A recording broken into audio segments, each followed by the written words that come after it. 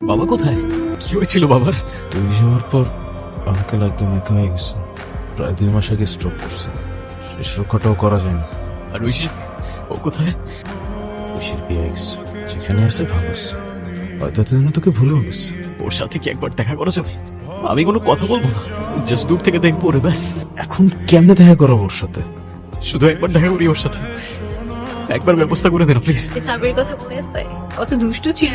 আজকে কিন্তু তোকে অনেক সুন্দর লাগতেছে।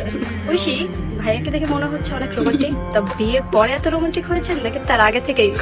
আসলে আমি বেশ কয়েক বছর অস্ট্রেলিয়াতে ছিলাম, তবে 4 বছর রিলেশনশিপের পরে যেহেতু বিয়ে, রোমান্স তো থাকবে। কি বললেন আপনি? বছরের রিলেশনশিপ মানে? এই কে ভাই, কে তুমি? ঐশী, তুমি কিছু বলতেছো না কেন? 4 বছরের রিলেশনশিপ মানে কি? আমি কি ছিলাম তাহলে? হ্যাঁ খুশি কেই ছেলে? জানি না আমি, কিভাবে বলবো আমি? আরে ভাই সমস্যা কি? এভাবে ডিস্টার্ব করতেছেন কেন? এই ব্রো, সরি ওর একটু প্রবলেম আছে। তুই শুনছো ঐশীর হাজবেন্ড কি বলছেন? হ্যাঁ, ওদের 4 বছরের রিলেশনশিপ কিভাবে? হ্যাঁ, আমি ছিলাম না 2 বছর। ওদের 4 বছর রিলেশনশিপের পর বিয়ে কিভাবে হয়? সবকিছু প্রি প্ল্যান করা ছিল। কি করব? ওর সাথে তো মজা করতে করতে রিলেশনশিপে চলে গেছিলাম। এদিকে রাফাতের সাথে অলমোস্ট 4 বছরের রিলেশনশিপ। কিছুদিনের মধ্যেই অস্ট্রেলিয়া থেকে চলে আসবে। এর মধ্যে যদি সুলতানকে না সরাতাম, রাফাত আসলে কি আনসার দিতাম আমি? কেন খারাপ লাগতেছে। সত্য ভালোবাসতো আমায়। সেদিন যখন ঐশীর মুখ থেকে কথাগুলো শুনছিলাম, নিজেকে বিশ্বাস করতে কষ্ট হচ্ছিল। কোথায় তুমি? কখন আসবা?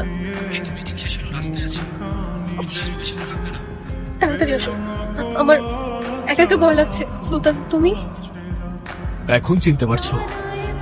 তখন তো চিনতে পারছিলে না, ভুলে গিয়েছিলে। না মানে ভুলতে পারবে না, ভুলতে দেব না। সব ঠিকই আছে, ব্যান্ডেজ করে আসছে, তেমন কিছুই হয়নি। করিনি তাই হয়নি। বললে আজ আর বেঁচে ফিরতো না। মানে hello, K? Sultan, I am sorry. আমি তখন বুঝতে পারছিলাম না কি করব, কিন্তু এখন এসব আতঙ্কে আমি থাকতে পারছি না।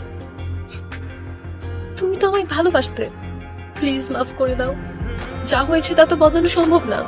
দরকার হয় একটা বাজে স্বপ্ন ভেবে সবকিছু ভুলে যাও। কিভাবে ভুলে যাবো আমি?